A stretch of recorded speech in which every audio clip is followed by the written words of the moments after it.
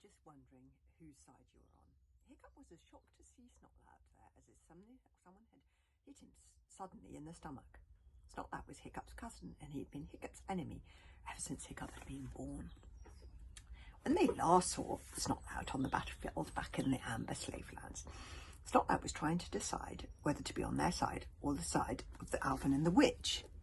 So which side had he chosen? It appeared that Kamikaze and Fishlegs thought they knew the answer to that question already. "Let's get back to the hideout," whispered Kamikaze in disgust. Fishlegs sighed. "I'm afraid I agree." "Hang on a second," whispered Hiccup. "We can't just go home and leave Snotlout here." Fishlegs looked at Hiccup with the hollow eyes of someone who has been on the run for the Dragon Rebellion for too long. "Hiccup," said Fishlegs, "I don't think that Snotlout would have chosen to be on the Dragon Marker side. He is a lying, two-faced, treacherous villain who has betrayed you more times than I can remember, and he is almost certainly working for the Alvin's men." "People can change," said Hiccup, his eyes lit up with enthusiasm. "You have to believe in people, and then maybe they can believe in people, and then maybe they can change." Fishlegs kept count on his fingers. "Let's see. He tried to kill you back in that fort sword fighting at sea lesson. He tried to kill you when we were on Hysteria that time. He threw the stone that revealed that you had this doesn't look good, does it? The slave mark back in the school of sword fighting. He just keeps betraying you again and again." "This time it's going to be different," whispered Hiccup optimistically. "This time I'm sure he's changed. I'm convinced of it." "If you try and save Snotlout," warned the Warden of Woden's-Bank, looking very nervous, "you will put us all in peril. By being kind to Snotlout, you may be endangering the lives of those who are loyal to you, who have never betrayed you." "Oh, this is a very tricky decision." "Sometimes kindness can be cruelty. These are the kind of difficult decisions that a leader has to make." "Oh, thank you, Woden's-Bank. Very helpful. I may have mentioned this before, but most of us are lucky not to be kings and heroes because we do not have to make the choices that kings and heroes have to make. These are Razorwings. They're very unpleasant dragons with wings so razor sharp they can decapitate their victims in a heartbeat. Razorwings can turn themselves as flat as a splinting blade, and for good measure they are also armed with darts that are mildly poisonous. Let me just say that I can... Oh. The ice raft creaked as one of the wolf flanks tipped it. Was it Hiccup's imagination, or did the dragon submerged along the edges of the riverbanks move too at the sound of that groaning ice? At that moment, Hiccup noticed a very small, very ugly miniature scent dragon sleeping innocently beside Snotlout and the Hurricane on the ice. It looked like a happy little pig. Oh, this is a character that I love. It was called a hogfly, and hogflies are the most stupidest, most good-natured dragons in the entire world. 9 pairs of eyes, dragon and human, looked at Hiccup anxiously. Hiccup loved his friends. It was his responsibility to keep them safe. But he couldn't leave a fellow human being, even if he was on the other side, let alone a poor, scarred riding dragon and a sweet, stupid little hogfly, to a horrible fate at the hands of the dragons of the Dragon Rebellion. And how could they?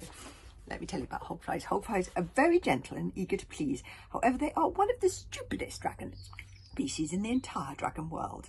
They do, however, have an extraordinary sense of smell, so they can make very good tracker or scent dragons if you can overcome their profound stupidity. Bless them. Now, hang on. "Let's save him," whispered Hiccup. "Let's save him." "Oh, brother," moaned Fishlegs. "I know you're right, but oh, brother."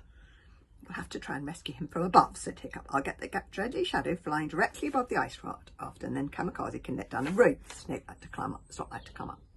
"Let me just say that I completely disagree with this decision," whispered Kamikaze fiercely. "This is madness. This is crazy.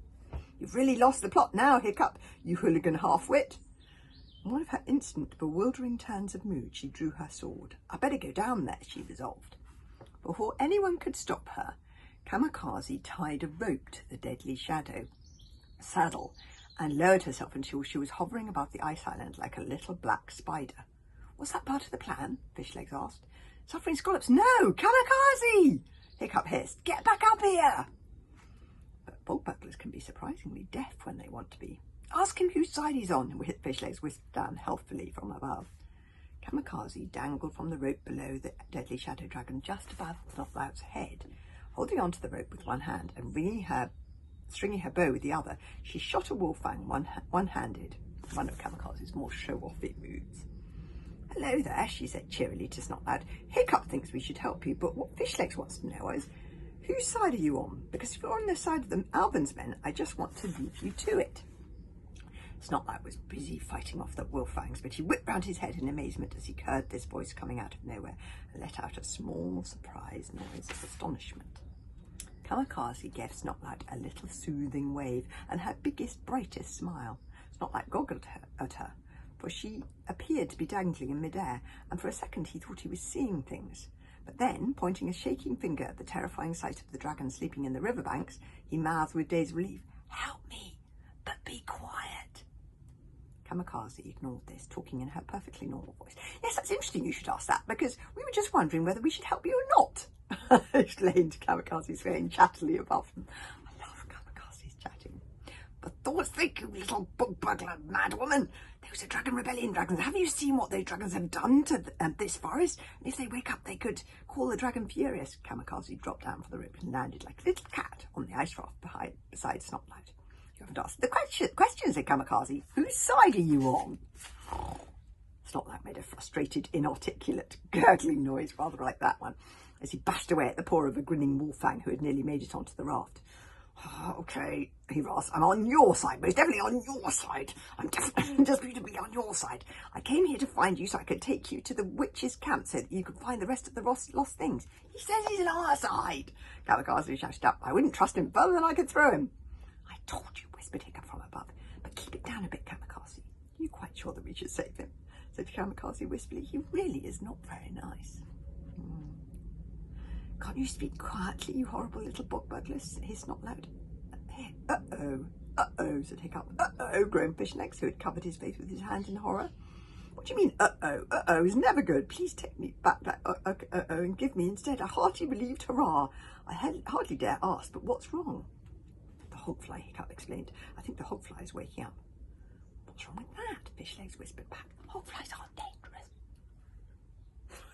They are, but they have other problems. Too late. The hogfly woke up with 3 wet, splashing sneezes. There's the hogfly. It bounced up from the stomach of the sleeping hurricane and shot out its wings so it hung in the air, buzzing like a fat pink bumblebee, its curly pink tail wagging vigorously as he looked to the left, to the right. "Woof, woof, woof!" barked the happy little hogfly. The hogfly was so stupid it thought it was a dog. Was there a stiffening of the Dragon Rebellion dragons all along the riverbank at the sound of that last jolly little bark? "Hogfly!" Hiccup whispered down to the hogfly. "Yoo-hoo!" the hogfly called back, waving an exuberant pink trotter. "I can see you! Hello, Grandma! Where's the toothbrush?" It buzzed back and forth, its snout snuffling up and down, and this time there was a definite quiver from the Dragon Rebellion dragons all along the riverbank, limbs moving, eyes on the edge of opening. "Ooh!" sang the hogfly, its little snout trembling in excitement as it recognised Hiccup's scent. "I know that smell! I was looking for you! I was tracking you!" shouted that hogfly into Hiccup's anxious ears. That shout was about as quiet and peaceful as the honking bellow of his old teacher, Gobber the Belch, umpiring a basketball game, or the love call of a giant walrus bog, calling out to another lovesick walrus bog across a mile or 2 of ice floes. "Me and the human with the big nose were playing a game, and I was looking for you, tracking you all the way up the river. Look, human with the big nose," sang the hogfly triumphantly to Snotlout, pointing at Hiccup with all 4 of its trotters. "I found him! I found him! I know that smell anywhere!" "Up!" hissed Snotlout, bug-eyed with terror. "Hogfly," Hiccup whispered down from the deadly shadows back. "Well done, clever you, but we're playing a different game now, a very different game. The new game is being as quiet as possible game. It's a really fun one. Will you play with us?" "Oh, I'll play," squealed the hogfly. "Let me play. Look at me playing." Quiet as possible, reminded Hiccup, putting a finger up to his mouth. "Shh!"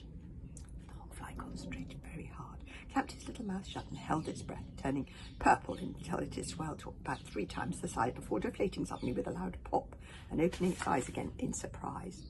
"Pardon me? Is it your birthday?" "I won!" squealed the hogfly. Yes, whispered Hiccup, looking nervously at the edge of the river. "But remember, quiet as possible, quiet as possible. Quiet as possible," repeated the hogfly good-naturedly. "This is a very funny game." It concentrated very hard again, holding its breath and hovering in the air and swelling 2-3 times. Hiccup bent down from the back of the deadly shadow and tried to catch it, for it was floating within arm's reach. But just as he made a grab for it, pop! The hogfly deflated again, zooming out of the reach of Hiccup's outstretched arm and tumbling around in circles in the air, shrieking with giggles. "Pardon me, how's your father? I won! I won! I won!" The revolting dragon rebellion dragons were moving restlessly in their sleep. The hogfly fluttered innocently up to one grisly little group. A tongue twister with its giant hairy tongue hanging out, a brain picker with its pick fixed into the head of a poor dead badger, and a raising wing sleeping low and evil in the shallows like a lurking velociraptor, its body submerged, but its razor-sharp wings skimming the shallows. Happy and giggly and bustly, the hogfly ignored Hiccup's strangled-sides. "Hogfly, come back here, hogfly!" "Oh!" he squeaked in delighted confusion. "You all look so lovely. How am I going to choose which one of you to be my friends? Oh, you all look so lovely." Perched on the sinister swoop of the razor wing's nose. "Where's my biscuit? Are you married? Be my Valentine." "I can't bear to watch," groaned Fishlegs. It was like seeing an enthusiastic bunny rabbit trying to make friends with a heavily armed, bunny-eating cobra. The razor wing did not open its eyes, but slowly, its jaws opened just a tiny little crack, and out of the jagged crook of its mouth, like the rays from a ventriloquist dummy, came a horrible, screechy little croaking voice, speaking very softly. "Make ready your claws with human blood, obliterate the human filth." "Oh, that's a nice song," said the hogfly, ever polite, but suddenly a little nervous and confused. "But the song of the Red Rage is not a nice song at all. Torch the humans like a wood." And all around the riverbanks, the other dragon rebellion dragons did not open their eyes, but their mouths, and in similar croaky voices they joined in the disgusting robotic chant. Oh brother, whispered Fishlegs. "Here we go. This is going to be bad." The dragons began the chant again, louder this time, and snap! The eyelid of the razor wing snapped open, and the eyeball of the razor wing fixed on the hogfly with a thoughtful gaze just about as kindly and as reasonable as the stare of a great white shark. Poor little hogfly. Oh. The tongue-twisted dragon opened its eyes simultaneously and stretched out its long, repulsively thick and hairy tongue towards the hogfly's frantically blurring wings, hoping to tiss one of them off. "I'm sorry, but it's true." Slowly, the cavernous jaws of the razor wing opened to their widest extent to reveal 2 little poison darts lurking like even gnats in the fire holes at the back of its throat. This time, when the chant got to the part about torching the humans like a wood, the poor stupid little hogfly finally realised what was happening. These dragons were not friendly or nice dragons at all. In fact, they were quite the opposite. His expression of good-natured bewilderment turned instantly to absurd alarm. His jaunty little tail uncurled in drooping dismay as he backed away, whimpering, "Sorry, Uncle, where's the exit? Did someone sneeze? Bite the bullet? Abandon ship!" Swooping down invisibly on the back of the deadly shadow, thank goodness, Hiccup snatched the hogfly out of the air, put him in his backpack and soared upwards again immediately, in the absolute nick of time. Look, it's the nick of time. Oof, zing, zing, zing, little electric yellow and ink-black darts whizzed over their heads as the razor wing exhaled swiftly from its far holes. The only good thing that happened then was that the wolffangs stopped attacking the ice raft.